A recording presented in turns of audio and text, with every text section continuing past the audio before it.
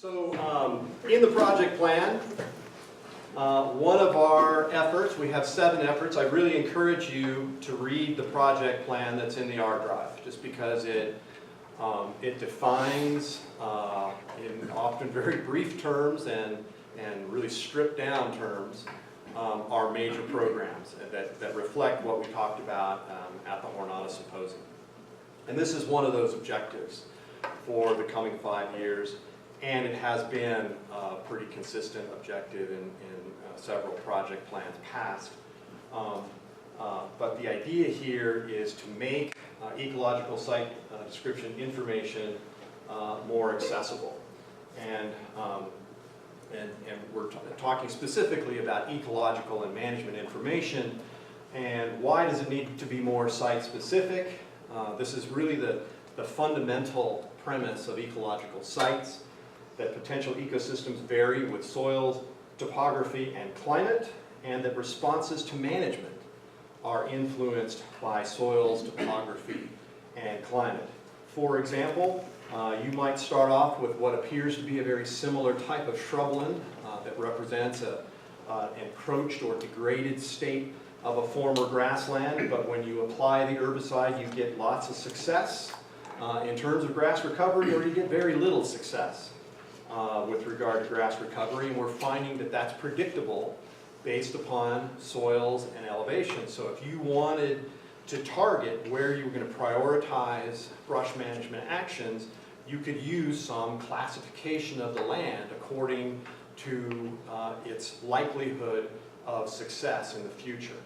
And so that's really what the fundamentals of ecological sites are. Now the other side of this would be that ecosystems are infinitely variable. They're all snowflakes. They're all unique. Every little piece of ground is different, and it's impossible to manage and understand them effectively. And fortunately, we have lots of science to show that there's a lot of pattern. There's a lot of predictability in both, of course, ecological potential, the vegetation that exists at any point in time, and also their responses. We can relate those to variables such as soil, climate, topography, and a lot of our work here at the Jornada has been able to quantify that. So we can take a landscape like this, and we can divide it into 2 classes, these 2 ecological sites, and we can relate that to both vegetation composition and patterns of change. This is actually at the Santa Rita Experimental Range, where they have a nice time series. You can see here the trajectory of creosote or of mesquite cover over time on 2 different ecological sites. And then we can relate that in turn to soil properties. For example, we see a lot more rapid encroachment on soils with less clay in them. Okay? And so being able to predict, classify the land according to soils and use that to predict ecological behavior. And fortunately, we have in the U.S. The National Cooperative Soil Survey Program. So we have a lot of information about, spatial information about soils, by which we can group those soil properties together that are ecologically similar, and then simplify a lot of this information in ecological site concepts that you see up here that represent these really big differences in management needs. And then for each of those ecological site classes, we plug in a state transition model that defines all of the different plant communities that can occur on that ecological site and how they change in response to natural and management drivers. And then we add text to those transitions and to those states, and we develop interpretations about what those states mean for ecosystem services such as grazing use, wildlife populations, etc. And that package of the description of the soils, the description of the land type, how you identify it, its state and transition model, and the implications of those states for management and for the goods and services that we want from land, that package of information is the ecological site description. And so ESDs, of course, have been in development for many years now across the United States. This is a nice map produced by Sean that shows the status of rangeland ecological site development as of May 2018. This is the percent of the soil map units that are currently correlated to an ecological site. So the soil maps already exist, but we have to go through the process of identifying the ecological sites to which a particular map unit component relates. And so we can see there's a lot of work left to be done. But there's already over, I think, 10,000, is that right? Ecological sites. And so the big challenge is, given the large number of ecological sites and the vastness of the United States, how do you find yours? How do you find the information that you need from this system? And that has been served, that purpose, by the Ecological Site Information System for many years. But there's a lot of limitations with this system. It typically consists of static HTML or PDF documents, so when you find it, you just have a great big bunch of 30-page document to wade through. There's limited search capabilities. They added the web soil survey as a way of finding the ecological sites that you might be interested in. You have to go into a web service and draw a square, and then you might be able to find your ecological site. But it cannot be accessed by mobile devices. There's limited connections to other databases. And also, one of the factors that's cropped up in this system is inconsistencies in the structure of the ecological site descriptions, the logic that goes into developing state transition models, and the content that might be useful for management is often limited. And so this is sort of the challenge that we were faced with a couple of years ago when we embarked upon the EDIT database, the Ecosystem Dynamics Interpretive Tool, and its master Jedi, its guru, Jeb Williamson. Jeb Williamson works for the Jornada out of Montana. He is a programmer. He's actually started off as a remote sensing specialist. He's done vegetation ecology, and he taught himself web programming, and he does some really nice web application work for the Climate Hub as well.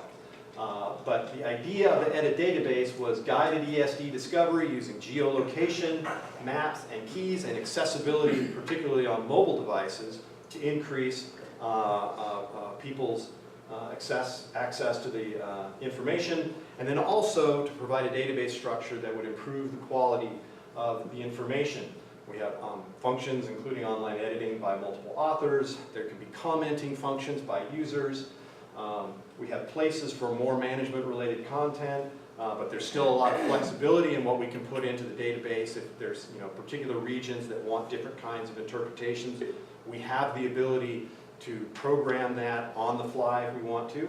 And then a database structure that facilitates consistency, identification of redundant ecological sites that may exist across state lines but are actually describing the same actual type of land, and then connections to other databases like the USDA plants database.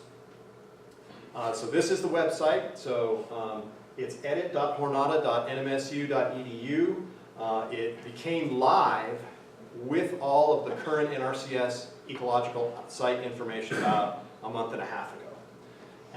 You'll see there are a couple of different catalogs in here, including the Ecological Site Description Catalog, Ecological Site Group Catalog, which is going to group them together in more kind of like a summary sort of way. And then, of course, we have Raul here working on the Argentine ecological site groups. And eventually, the idea for this database was to make it global and to give people a place to put ecological site information. The Mongolians are eventually going to put their ecological site information in here as well. I just want to show you some of the slick functionality. You click on the ecological site data catalog. This now has the 10,000 ecological sites in draft form or completed are in here. And how do you find yours? Well, you can just go to the map, and then you go find me, and we are in MLRA 42, Southern Desertic Basin and Plains. You click on that. You could do a list of all of those, or we can just go back to our map. We go find me, and it find somewhere near where we are. But if you're in a mobile phone, it would actually give you the correct ecological site. And then, of course, this component only has one ecological site associated with it, and there you go. It brings up sort of a brief version, and then you can go here, and it will actually take you to the full website for that, and you've got state transition model, etc. So that is basically how it can function. We also can see, we go back to all catalogs, ecological site groups, and do map, and oh, we're in Africa, let's try to find me, good, and we do list, and so there's a lot of different ways to search in there. Sandy, actually if we go back, and this is something that we have in the ecological site groups that eventually we'll have in the ecological site catalog, which is much more fine grained classification. There are keys that will be able to take you to your appropriate ecological site if you don't want to use the geolocation function. And then let's say we get to the Sandy ecological site through the key. Then we go to the STM, and we go to the state and community key for that ecological site. So basically this now will key out all the different states and communities associated with that ecological site. So in the future we're going to be working with Jeff and his group on integrating land PKS as a way of providing some field information that could be used to guide through these soil and state